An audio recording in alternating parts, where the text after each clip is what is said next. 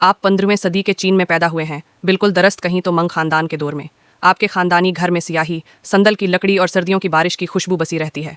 आपके वालिद दरबार में कलम और शाह के साथ खिदमत अंजाम देते थे। आपकी वालदा घर को एक मंदिर की तरह चलाती थीं, खामोश, मुंजबित, बेदाग।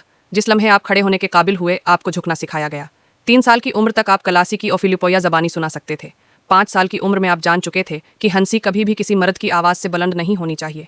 10 साल की उम्र में आपकी खुशखती उसातिज़ा की नज़र में काबिल तारीफ थी और आपकी नशिस्त व बर्खास्त दादी के नज़दीक मिसाली। आपने रेशम की तरह चलना सीखा, यूं जैसे ज़मीन पर कदम न रखें बल्कि तीरते हूँ। आपने सीखा कि हुस्न खुशी के लिए नहीं, फ़र्ज़ के लिए होता है। मौसम खामोशी से आपके खानदानी बाग की दीवारों के अंदर बदलते रहे। बहार में आलूचे के फूल, गर्मियों में कन्नूल, खिज़ां में गलिदावदी और सर्दियों में कहर। आप इन्हीं के दरमियान परवान चढ़े, नाज़िक मगर मुंजबित।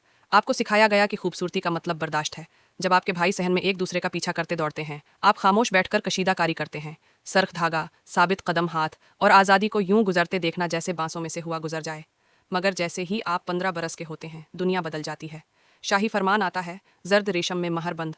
शवांजो शाही दोशीज़ाओं के इंतखाब का आगाज़ हो चुका है।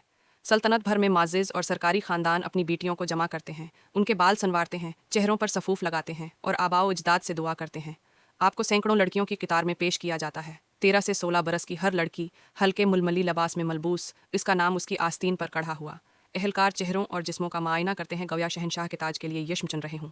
बहुत लंबी, मुस्तरद, बहुत छोटी, मुस्तरद, बहुत दबली, मुस्तरद, बहुत सादा, मुस्तरद। जब आपकी बारी आती है, आप इस कदर झुकते हैं कि पेशानी सिंगमरमर को छू ले। आप नहीं कांपते, आपको नापा जाता है, जांचा जाता है, आजमाया जाता है।